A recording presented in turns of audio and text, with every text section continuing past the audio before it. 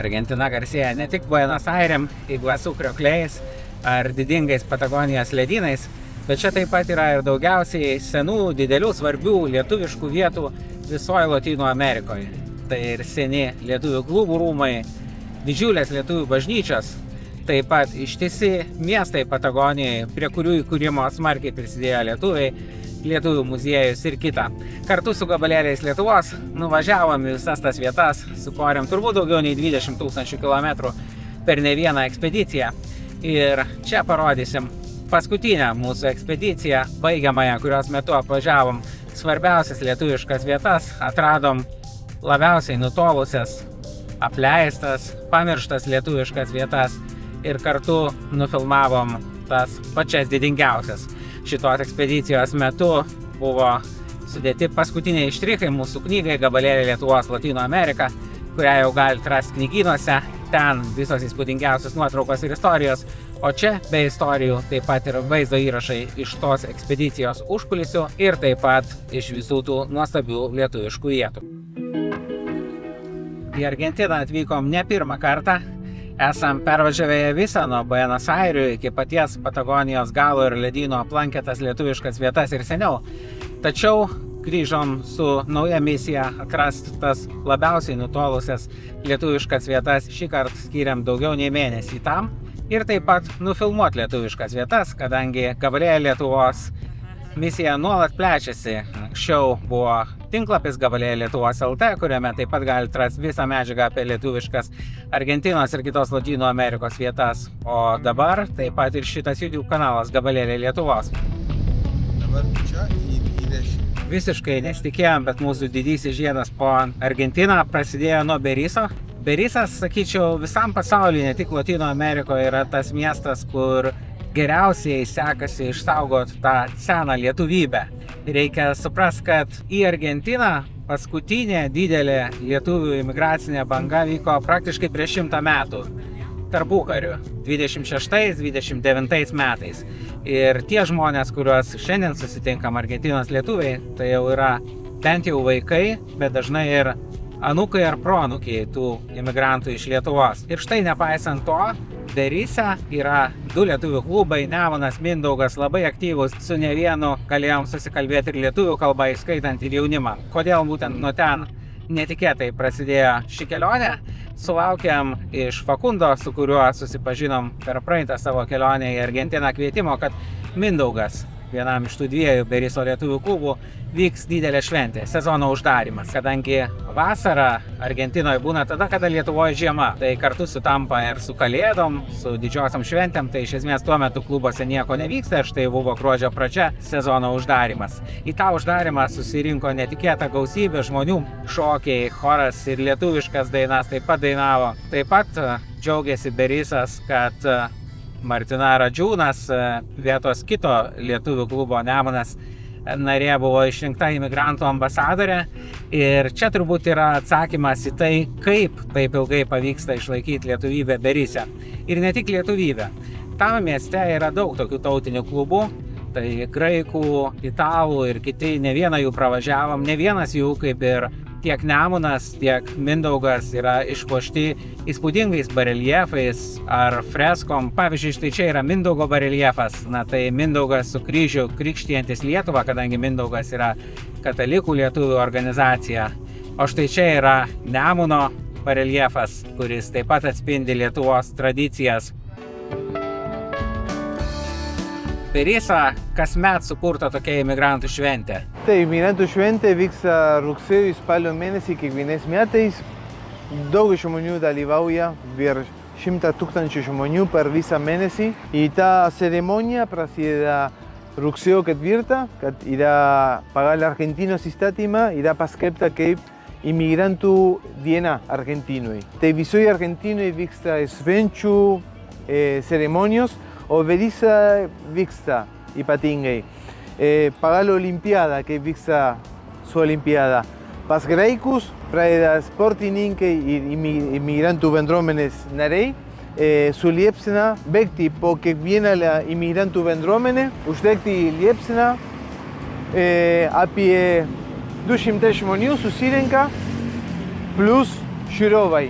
O čia, prie paminklo, yra paskutinis punktas, kur kartu imigrantų ta asociacija su savivaldybe išrinka vieną žmogus, gal sportininką, garsus pilietis, kur uždega liepsna. O ta liepsna palydėja visus ir uždega imigrantų dvasia per visą tą mėnesį. Tai labai simboliškai ta ceremonija ir svarbu visiems. Aplaukimas, aišku, galima matyti per YouTube, yra daug desembarko simbolikų ispaniškai, yra labai emocingas momentas šitas, kur daro ta ceremonija prie imigrantų paminklos, o ten aplaukimas. Anūkai ir proanūkai eina su rūbais, ne tautinio kostiumai, bet rūbais kaip imigrante anksčiau atplaukė, ir daug kas su pasu, senelių pasa ir su lagaminos, tikrų originalų lagaminos. Tai labai emocinga, ten 500 žmonių išlipa iš laivo, muzika iš kiekvieno krašto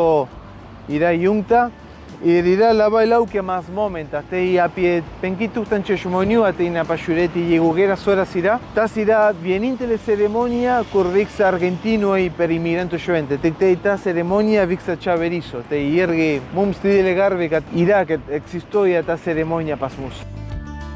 Ir beje, Facundo, kuris mus pakvietė į Mindaugo klubą, jis apskritai nėra net lietuvių kilmės. Jis yra brazilų kilmės, tačiau brazilų klubo ten nėra. O tame mieste, yra madinga jaunimui priklausyti kažkokiam iš tų tautinių klubų, kas yra visiška priešingybė dideliai daliai pasaulio, Amerikos ir kitur, kur tokie tautiniai klubai dažniausiai yra vyresnių žmonių reikalas ir dėja po truputį išmiršta. Na, o čia kartu su vietos lietuvybės siela Juan Ignacio Kalveliu apsilankėm Berisso muziejui. Ten yra daug eksponatų susijusių ir su lietuvių klubais. Ten yra ir informacija, sąrašas, kada kuris klubas įsteigtas. Tai štai Nemunas įsteigtas 1909 metais, dar net prieš tą didžiąją imigracijos iš Lietuvos bangą. Ir kartu su graikų klubu konkuruoja dėl to, kuris yra senesnis. Taip pat yra Rūpintojėlis, Koplytstulpis, kurį pastatė jau abu klubai kartu, Nemunas ir Mindaugas. Jį matėm ir seniau, bet grįžę į Berissą radom ir papildomų vietų. Anksčiau, nors žmonės kalbėjo, kad viena gatvė vadinasi Lietuvos vardu, tačiau ta gatvė nebuvo niekaip pažymėta. Net nebuvo aišku tiksliai kuri. Tačiau dabar jau yra pakabinta nauja lentelė Lituanija ir tikrai yra Lietuvos gatvė. Taip pat aplankėm ir buvusias skerdyklas. Būtent tos skerdyklos prieškariu ir tarpukariu traukė tūkstančius lietuvių į Berissą. Ir dabar tos skerdyklos paženklintos freska, ant kurios yra įvairių šalių vėliavos, tam tarpe ir Lietuvos. Apskritai, Argentinoje tas periodas tarpukario tai yra kaip tos šalies aukso amžius, nes Argentina tada buvo panašiai turtinga šalis kaip ir vakarų Europa. Ir traukė daugybę imigrantų ir lietuvius, kadangi iki tol lietuviai iki pirmo pasaulinio karo daugiausiai emigruodavo į Jungtinės valstijas, bet tada Jungtinės valstijos užvėrė duris imigrantams iš rytų Europos ir reikėjo naujų vietų amerikietiškai svajonei ir Argentina nebuvo daug blogiau. Tačiau nuo to laiko Argentinos ekonomika po truputį, bet užtikrintai važiavo žemyn ir jau jokių naujų imigrantų nebevyko ten. Tai ir patys argentiniečiai prisimena tuos imigrantų laikus su savotiška nostalgija ir galbūt už tai tos tautinės tradicijos priešingai negu kuriuose kitose šalyse iki šiol yra gerbiamos ir žmonės didžiuojasi, kad štai jų senelis ar prosenelis atvyko iš Europos.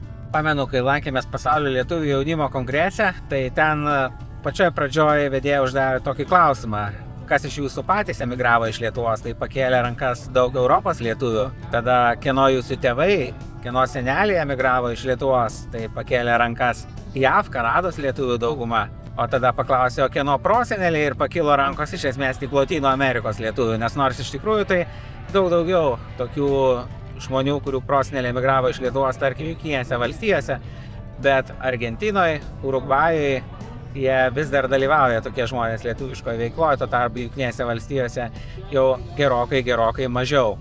Pamačius šitiek daug lietuviškos veiklos gali atrodyti, kad Berissas yra didžiulis miestas, tačiau iš ties jis yra maždaug Panevėžio dydžio. Kiekvienas tautinis klubas dabintas jo fasadas taip, kad galima atskirti, kuriai tautai jis priklauso. ar iš vėliavos spalvų, tam tikros simbolikos ir panašiai. Jeigu Periso analogų pasaulį gal dar ir galima atrasti, tai tos lietuvių bendruomenės, kurią radome 5 valandos kelio į pietus nuo Periso, atitikmens turbūt nežinau išvis. Tai Tandilis.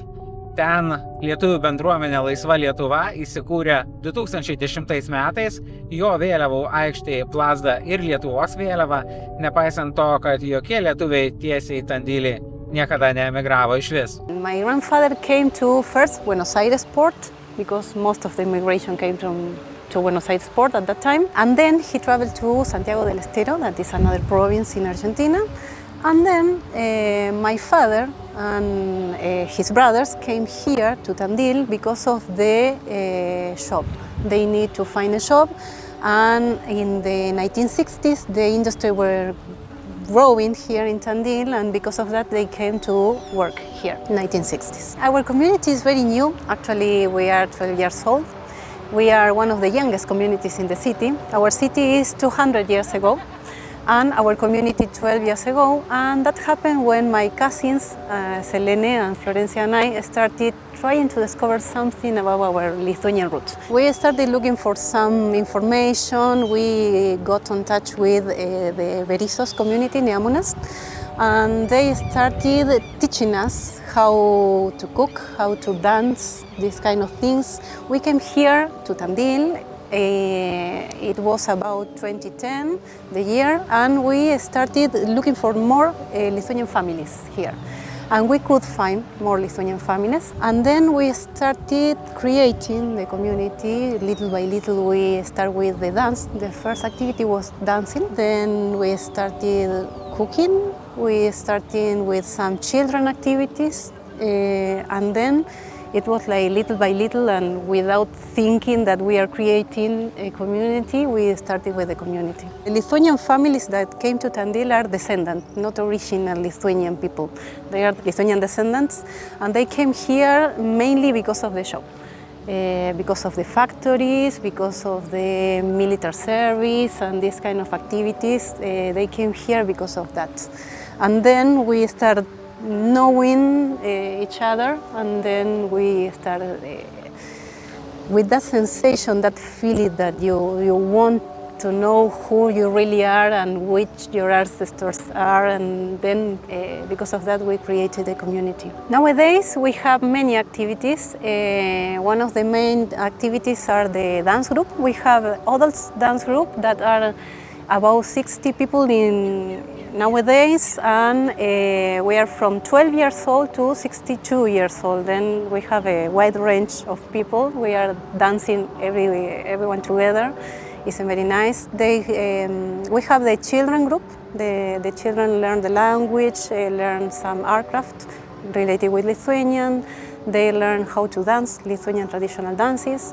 And we have a calendar. Through the year we are celebrating different important dates for the Lithuanian calendars, and we are using all the information that people from Lithuanian gave us about different techniques and different art craft to do to respect the calendar and celebrate, like for example Šgavenes, Velikos. These celebrations are important for the Lithuanian tradition. Then we try to do the same here. It's not exactly the same because, for example, for the Basarios, that is in February, we celebrate in the swimming pool. I was telling you that it's totally different. You celebrate in the snow, I think. We are celebrating with a lot of sun, 30 degrees, and at the swimming pool. But we try to respect the celebrations. We have many people in the community that they don't have any Lithuanian roots, but they like Lithuanian culture. Because I think that they like the costume, the food, all the traditions that I mentioned before, we share with all the community here in Tandil. We are trying to learn. In my case, I am trying to learn. I don't speak fluently the language, but I am trying to learn. And we have about 5 or 6 people, I think, that they speak Lithuanian language. And I think that we have in this moment about 10, counting the children, in process of learning the language. It's very important for us, the language. There are 2 people, the eldest one. I think that they learn from the grandparents or parents maybe, but most of us learn in courses nowadays. Tačiau, nors Tandilį lietuvybė kaip ir atgimus iš naujo, bet ten netoliese būta ir daug senesnių lietuviškų vietų ir iš Tandilio išvykom į vieną keisčiausių lietuviškų vietų, apie kurią sužinojau visai netikėtai. Kaip gabalėlių Lietuvos kūrėjas turiu tokį įprotį kartais atsidaryti įvairias žemėlapių svetaines ir tiesiog įrašinėti atsitiktinai Lithuania, Lituanija, Litva ir panašiai ir pažiūrėti, gal įkeltos kažkokios papildomos vietos yra ten, apie kurias nežinojau. Ir štai vieną kartą taip įrašinėjant į OpenStreetMap Lituaniją, man staiga parodė Argentiną, Epecueno miestelį ir ten pažymėta tokia vieta Residencial Lituanija. Tada aš nežinojau tokio Epecueno miesto išvis, paieškojau informacijos, kas ten yra ir žiūriu siaubas, atrodo kaip po kokios branduolinės katastrofos vaizdai. Viskas ten vieni griuvėsiai, viskas ten sugriauta. Pasigilinus daugiau, paaiškėjo, kad čia buvo tarpukariu, tais laikais, kai Argentina buvo turtinga, vienas didžiausių apskritai visom Amerikos žemyne mineralinių vandenų kurortų. Šalia jo buvo toksai druskingas ežeras. Paskui 1978 netikėtai pradėjo kilt po truputį tas ežero vanduo. Bandė miestelis visai apsigint, tačiau viskas buvo beržė, vanduo kilo dar aukščiau ir štai 1985 metais staiga prasiveržė, užliejo visą miestelį ir paskandino visiškai. 2009 metais tik tai nuslūgo ir atidengė tą tokią visiškai sunykusio, kaip sakau, kaip po branduolinės katastrofos tokia dykrą. Bet iš kur ta Lituanija? Laimė buvus savininkė tos Residencial Lituanija, Mirta Štosel, buvo tikrai aktyvi internete ir išsiaiškinau, kad šiuo metu ji turi kitus svečių namus, gretimam Karūjas miestelį, Flavija. Nuvažiavom ten apsistot, susitikom ir su pačia Mirta ir ji papasakojo, kad priešingai negu spėjau, ji tikrai nėra lietuvių kilmės, tačiau Residencial Lituanija jį įsigijo gana sąlyginai greitai prieš tą miestelio apsivimą iš lietuvių ir pasakojo, kad ten vykdavo ir lietuvių šventė, susirinkdavo lietuviai, priklausė lietuviams Residencial Lituanija ir tada ten ir poilsiaudavo dažnai kiti lietuviai iš Buenos Airių ir kitur ir parodė ir senų nuotraukų, kaip viskas atrodė lietuvių laikais. Na ir kitą dieną važiavom patys į tą Epecueną ieškoti tos Residencial Lituanija liekanų. Tikrai nebuvo lengva, ten praktiškai akmens ant akmens neliko, vos keli pastatai, kaip šitas Matadero skerdykla, dar išliko kažkas, nes kitur tai tiesiog griuvėsių laukas. Ir ten, kur Residencial Lituanija pažymėta OpenStreetMap, bandėm lyginti visaip su nuotraukom istoriniam, kaip atrodė apsemta. Tačiau kurį laiką buvo po vandeniu, visi pastatai tiesiog sugriuvo ir ten liko tik tai pavieniai ženklai. Manom, kad radom tikrai turbūt toje vietoje pažymėta. Tačiau ten nieko nėra. Bet muziejai miestelio, kuris yra įkurtas buvusiai traukinių stoty, kur atvažiuodavo visi tie turistai, radom gulinčią lentą Lituaniją, nukabintą nuo to sugriuvusio pastato. Tai yra toksai prisiminimas apie tą viešbutį. Epecuenas iš tikrųjų labai įdomi vieta, aš labai mėgstu tokias apleistas vietas, neįtin atrastas kitur, man tikrai neįtikėtinai keista, kad tai nėra tokia atrasta vieta, nes tų tigerių pasaulyje juk iš tikrųjų yra labai daug. Po vietovę vaikštinėjome ne 1 ir ne 2 valandas, nes iš tikrųjų atrodė labai įdomu pamatyti, kas ten išliko iš vieno, kito, trečio pastato ir aš manau, kad tai yra tiesiog ideali vieta kokio nors, pavyzdžiui, trilerio filmavimui. Įdomu įsivaizduoti, kaip tas ežeras pasiglemžė visą miestelį. O šiaip įdomu, kad Argentinoje turbūt labiau negu bet kurioje kitoje šalyje lietuviai užsiėmė viešbutininkystę ir tai lietuvių kartai, kuri imigravo, gal net jų vaikų kartai, buvo tikrai svarbu atostogas leisti kartu su kitais lietuviais. Tai kokiais 60-70 metais po visą Argentiną buvo įsigūrę daug lietuviškų viešbučių. Ir vieną paskutinių išlikusių tokių dar aplankėm ir net jame pernakvojom. Tai viešbutis Anita Villa Giardino mieste, netoli Kordovos. Ten daug ką išsaugojo, kaip ir kai kurias kitas vietas, tai kad, Argentinos ekonomika ilgainiui važiavo žemyn, štai jeigu kitur pasaulyje, tai aplankius tokią vietą, ten viešbutis įkurtas 1942 metais, iki šiol laikomas tos pačios Kekutų šeimos, tai dažniausiai atvykęs į tokią vietą randi, kad viskas jau 5 kartus suremontuota, pakeista, baldai išmesti, o štai ten viskas kaip buvo, ir baldai, ir nuotraukos Kekutų šeimos. Atvyko Mykolas ir jo žmona Ona Kekutai į Argentiną, ten susitokė, būtent žmonos Onos garbei pagal ispanišką jos vardo variantą ir pavadintas viešbutis Anita, iki šiol priklauso tai pačiai Kekutų šeimai. Su gabalėliais Lietuvos visada stengiamės padėti atrasti ryšius su Lietuva, tai padėjom perskaityti įvairius laiškus rašytus lietuvių kalba, jų giminaičių iš Sovietų sąjungos okupuotos Lietuvos, ir reikėjo ne tik išversti, bet ir paaiškinti, pavyzdžiui, toksai laiškas, kur rašo sūnėnas Vilius Kekutas: mamytės jau nebeturime, ji yra mirusi, o tėvelis ir 2 broliai ir 1 sesutė yra išvykę į rytus, jie išvažiavo 1951 metais ir jie tenai gyvena. Aišku, kad sovietinė cenzūra nebūtų praleidus nieko, kas būtų paminėję tremtyje ar panašiai, bet žmonėms, kurie gyvena svetur, užjūriuose, nepatyrė tremties sovietinės okupacijos, tai galėjo būti ir neaišku, tai reikėjo paaiškinti, kas ir kaip papasakot, visuomet stengiamės tai padaryti. Pačioj Kordoboje taip pat turėjom pasakojimą ir šioj ekspedicijoje po Argentiną turėjom ne vieną pasakojimą apie lietuvių paveldą visam pasauliui, Argentinos lietuvių palikuonims. Dažniausiai jie vykdavo lietuvių klubuose, tačiau Kordoboje dėja lietuvių klubų nebeliko, o jų buvo net 2. Tai buvo Neptūnas, labiau siejamas su kraštutinė kairė, nuvažiavę prie jo pastato dar radom tokias išblukusias raidės, kur matosi užrašas Neptūnas, ir kitas susivienijimo lietuvių Argentinoje 6 skyrius, tai jis buvo įkurtas jau po Antro pasaulinio karo, kadangi Neptūnas sietas su kraštutinė kairė, o kai Lietuvą okupavo sovietai, tai tos idėjos pasidarė tarp lietuvių mažiau populiarios ir kai kas nenorėjo su jom nieko bendro, tai buvo net 2 lietuvių klubai.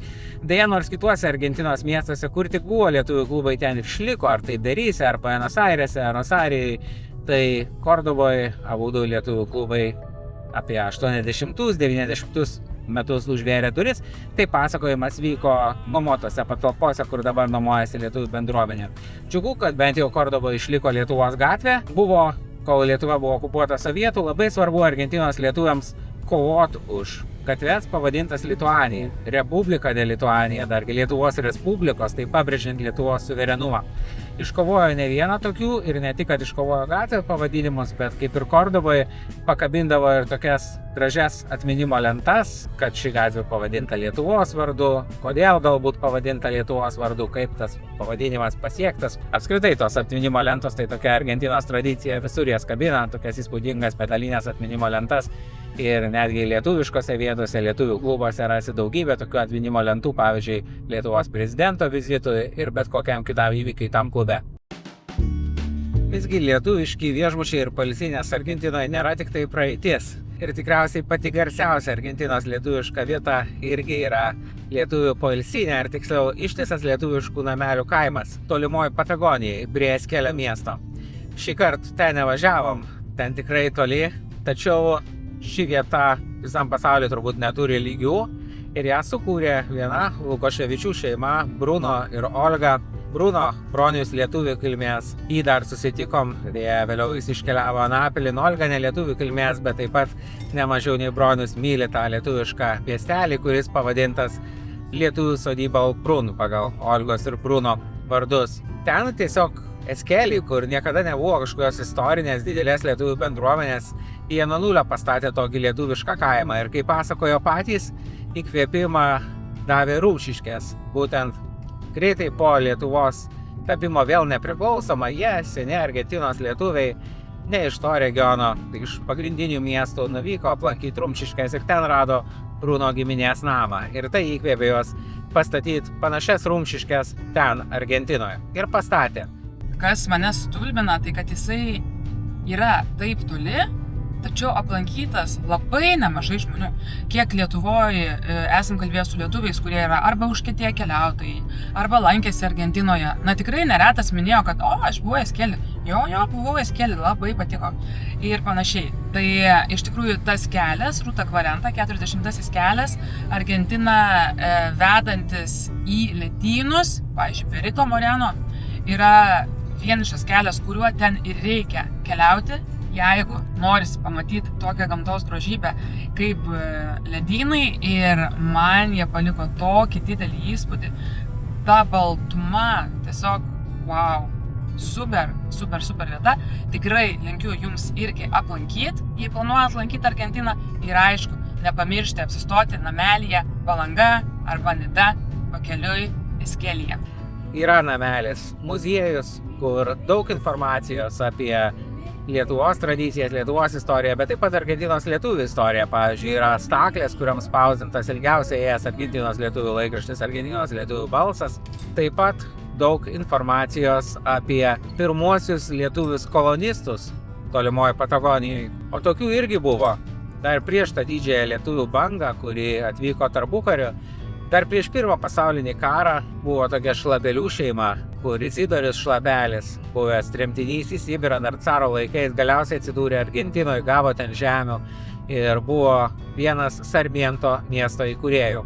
Sarmiento mieste radom gausiai informacijos apie Šlapelius, net daugiau negu apie Izidorių miestelio kūrėją, apie Kazimierą, jo anūką, informacijos. Nes Kazimieras buvo vienas pirmųjų lakūnų visoje toje teritorijoje, buvo labai spalvinga asmenybė, mėtydavo iš lėktuvo saldainius vaikams, skraidydavo tarp Sarmiento ir Komodoro Rivadavijos, ir dabar yra jo garbė Kazimiero Šlapelio gatvės ir Sarmiente ir Komodoro Rivadavijoje. Tiesa, kadangi jis atvyko dar tais laikais, kai lietuvių rašyba nebuvo nusistovėjęs, tai net ant tos pačios gatvės pavadinimo lentelės yra skirtingos, skirtingai rašoma jo pavardė Šlapelis. Jo garbei pavadinta ir mokykla, ir taip pat buvo pavadintas ir oro uostas. Na, o šį kartą iš Kordobos taip toliai į pietus nevažiavom, važiavom iki Rosarijo miesto, o Rosarijo miestas pagal lietuviško paveldo kiekius yra 4. visoje Lotynų Amerikoje. Tai nusileidžia tik tai Buenos Airėms, San Paului, na ir galbūt Montevidėjai. Rosarijo yra viena iš vos 4 pastatytų lietuvių bažnyčių, na, o lietuvių bažnyčia tai savo masteliais visada yra pastatas, kuris smarkiai pranoksta bet kokius kitus lietuviškus pastatus. Tai čia ir yra bokštas, yra Rosarijo lietuvių bažnyčia iš Švento Kazimiero ant fasado herbai, tiek Lietuvos, tiek Argentinos. Šiaip tų papuošimų nėra tiek ir daug, bet kurie yra tai labai lietuviški. Taip pat yra ir kryžius su Gedimino stulpais palei stogą, virš altoriaus. Yra ir Dievo gailestingumo paveikslas, ir būtent po juo palaidotas kunigas Margis. Jis buvo labai garsus egzorcistas, daug apie jį mums pasakojo. Rosarijo lietuviai garsus ne tik tarp lietuvių, bet ir tarp argentiniečių, taip kad net jo gatvė yra Margio gatvė, netoli bažnyčios dabar pavadinta taip. O kitas lietuvybės židinys ten lietuvių klubas. Viską aplankėm su Marijo Kalainiu lietuvių klube, apsilankėm jau nebe pirmą kartą. Ir kai pirmą kartą buvom 4 metus prieš tai paliko gal net tokį šiek tiek slogų įspūdį, kadangi ten vyko remontas, kuris nesibaigė, nuvertėjo Argentinos pesas, tai nebuvo pilnai pastatytas tas klubas. Na ir tuo metu vykom ne renginio metu, tai žmonių nebuvo, atrodė liūdnokai, bet labai viskas priklauso nuo to, kada apsilankai, ir dabar džiaugiamės susitikę ten daugybė žmonių, surengėm paskaitą apie lietuvių paveldą pasaulį. Atėjo ir žmonių kaip Kristijonas Plungys, su kuriais galėjom laisvai kalbėti lietuviškai. Iš pradžių net galvoju, gal jis emigravo čia į Rosarijo. Pasirodo, kad ne, ten gimęs ir išmoko iš senelio lietuvių kalbą. Jau senai, gal prieš 70 metų ar panašiai, buvo kliuvas pirmas, man atrodo, ir paskui atsirado bažnyčia, ar labai kartu, nedaug laiko skiriasi tarp vieno ir kito. Vienas yra netoli nuo kito, nes lietuviai apsigyveno Rosarijo miesto pietuose. Ir klubas ir bažnyčias randasi šiuose rajonuose. Kur dabar yra bažnyčias, nais laikais nieko nebuvo, buvo sodai. Lietuviai susibūravo, atsipirko žemės ir ten pradėjo statyti.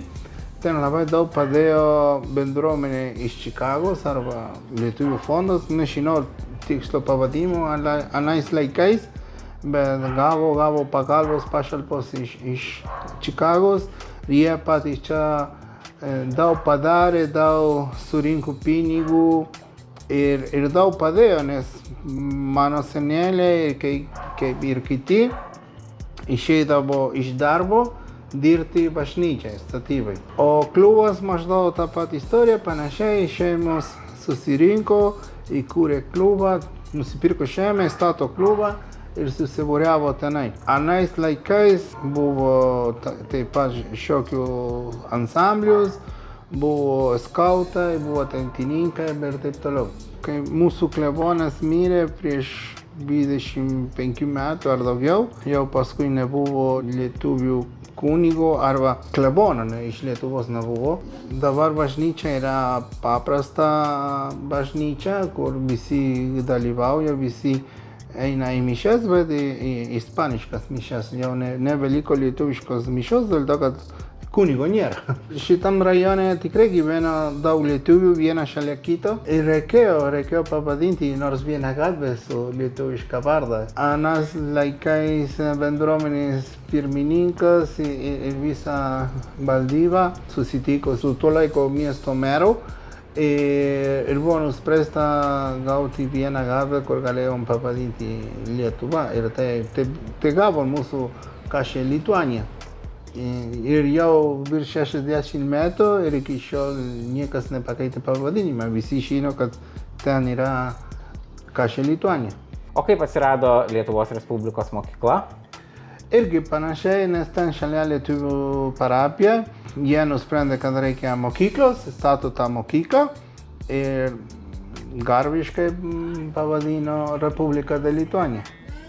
Dabar yra paprasta atvira mokykla visuomeniai, bet anas laikais pradėjo kaip bendruomenės mokykla.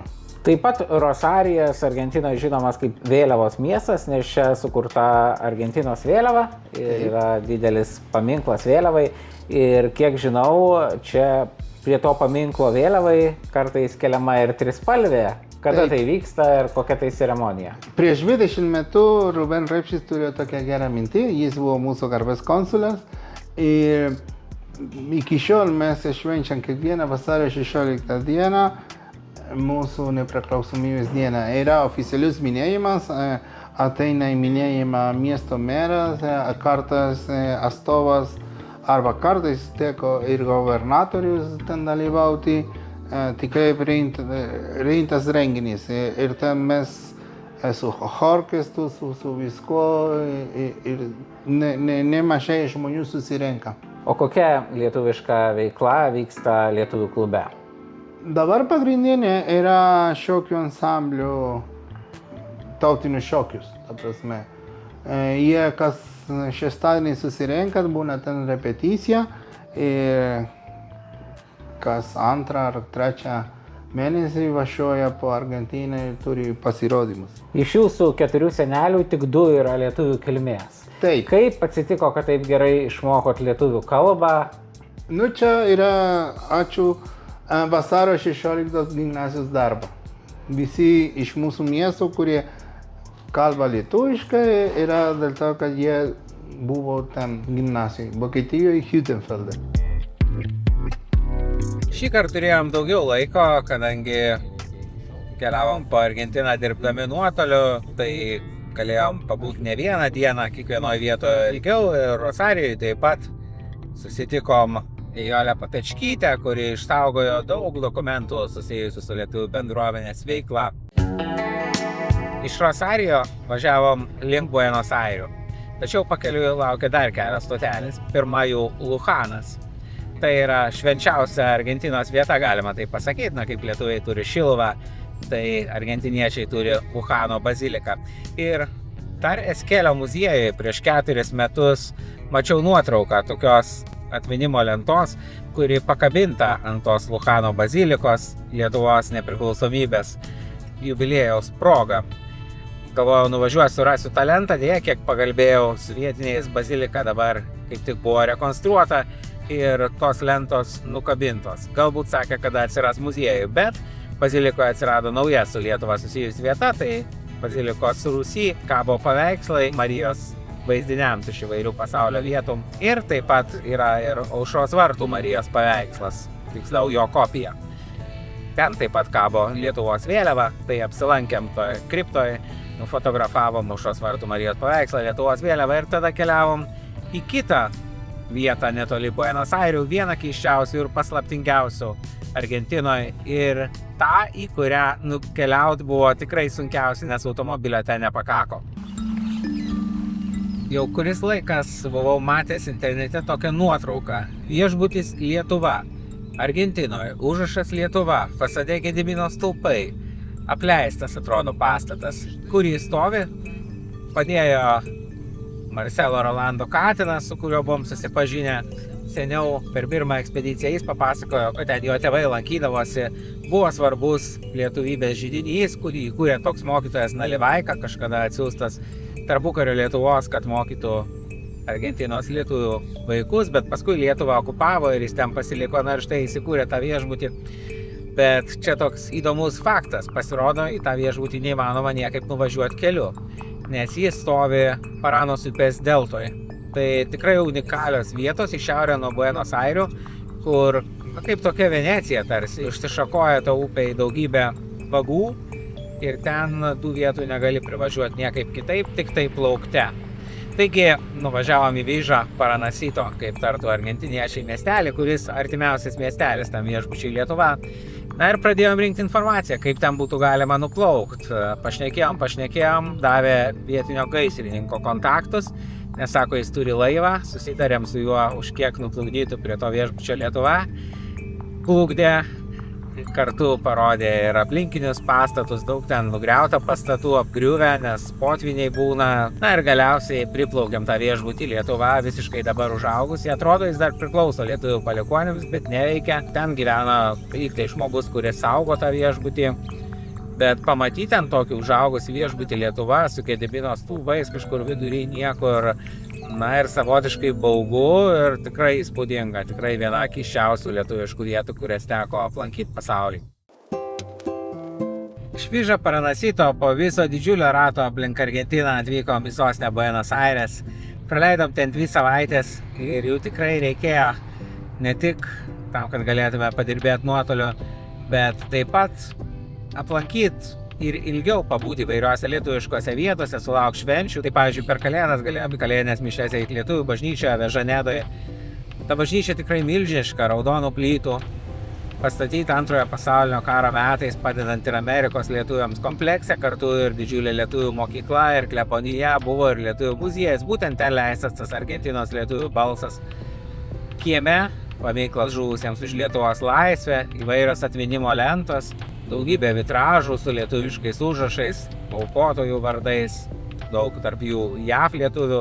Netoli viena iš tų 5 Lietuvos garbiai pavadintų gatvių Buenos Airesų apylinkėse ir taip pat žyminti atminimo lenta. Viską nufotografavom, padarėm geresnės nuotraukas negu 4 metai atgal, nes jau žinojom, kad planuojam leisti gabalėlį Lietuvos Ameriką, albumą, atlasą, kur tikrai reikės labai kokybiškų nuotraukų ir daug.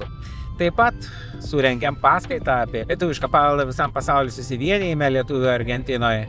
Darsik aplankiau tą jo įspūdingą laiptinę, kur turėklai tokie su Gedimino stulpais, Vinco Kudirkos, didžiulis atvaizdas, nes tie rūmai vadinasi Vinco Kudirkos. Tuo tarpu kitos organizacijos, Centro Lituano, lietuvių centro rūmai su Gedimino stulpais fasade vadinasi Jono Basanavičiaus garbei. Fotografavom įvairius meno kūrinius, dirbinius, vienas naujausių ir įspūdingiausių bareljefas Lietuvai, kur atvaizduotos įvairios lietuviškos tradicijos, istorinės detalės. O pati ta salė pagrindinė, tai man irgi tikrai labai įspūdinga, vyko kaip tik šokių repeticija. Lietuviški šokiai Argentinoje, net jeigu lietuviškai dabar jaunimo mažiau kalbančio, tai lietuviškus šokius šoka ir tie, kurie lietuviškai nekalba. Tai pavyzdžiui, tam pačiam Nemuno klube Beryse, kur minėjau, tai vien ten yra 10 lietuviškų šokų kolektyvų. O ta salė pagrindinė, tai mane žavi tokia tarpukario Kauno tarsi būtų Art Deco dvasia. Nepaisant to, kad patys lietuvių namai, lietuvių centras pats statytas jau po Antro pasaulinio karo. Turėjau galimybę ir ilgai pašnekėti su Gustavo Viškiniu, taip pat susitikti su garbės konsulu. Taip pat Gustavo Viškinis paminėjo, kad buvo ir dar vienas ketvirtas lietuvių centras, jeigu taip galima pavadinti, kuris vadinasi Circulio Lituano lietuvių ratelis. Tiesa, tai buvo komunistų organizacija, tai todėl leidiniai apie Argentinos lietuvius ją nutyli, nes tai buvo tokia vieta, kur, kaip pasakojo mums Juan Ignacio Kalvelis, kad nuvažiavo kažkada seniai Nemunas šokti ir pamatė, kad ten kabo Lietuvos Tarybų Socialistinės Respublikos vėliava vietoje trispalvės, tai tada atsisakė šokti. Ten nuvažiavę radom tiesa tik tai pastatą be jokių lietuviškų ženklų. Ir taip dažnai būna, kad ten, kur yra lietuvių tautinės organizacijos, tai dažnai ir pastato fasade visokie lietuviški simboliai ir net jeigu kada nepriklausytų, tai vis tiek lietuviams tai išliktų bent jau tie lietuviški simboliai ir būna randi kokią uždarytą lietuvių seniai organizaciją ir lietuvių bažnyčią ir ten vis tiek yra lietuvių Gedimino stulpai, Vyčio kryžiai, lietuviški užrašai. O jau tokiuose komunistinėse organizacijose tai gal tai niekada daug ko ir nebuvo, bet Gustavo parodė nuotraukas, kad viduje buvo kažkokie lietuvių liaudies dirbiniai kažkada, bet dabar jau nieko panašaus nėra. Man asmeniškai Buenos Aires yra labai gražus miestas. Man visada smagu ten būnant įsivaizduoti, kaip tada, kai masiškai į Argentiną atvyko lietuviai, Buenos Airese virė gyvenimas ir tą galima tikrai pamatyti, nes mieste tai tarsi užkonservuota, tiek žiūrint į dangoraižius tokius kaip Barolo, tiek apsilankius mums, pavyzdžiui, teatre, Kolumbo, tiek mano išmylėtam tango pasaulį, tai iš tikrųjų tų tango teatrų tikrai yra daug ir galima pamatyti, koks šokis buvo tuo laikotarpiu, nes praktiškai užkonservuotas nuo tarpukario. Tai smagu aplankyti Buenos Aires, labai rekomenduoju tą padaryti, ypač lankant ir vieną kitą lietuvišką vietą. Iš Buenos Airių skrydom į kitą Argentinos galą, šiaurę, Saltą.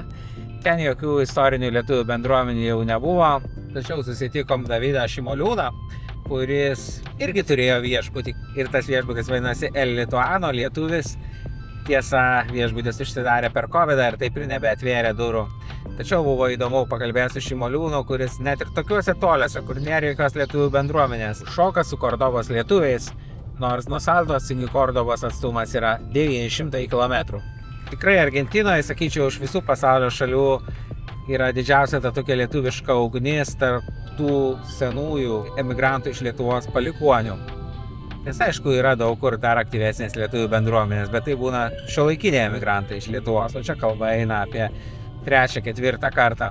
Iš Saltos autobusu važiavom iki Bolivijos. Bolivijoje lietuviško paveldo beveik nėra.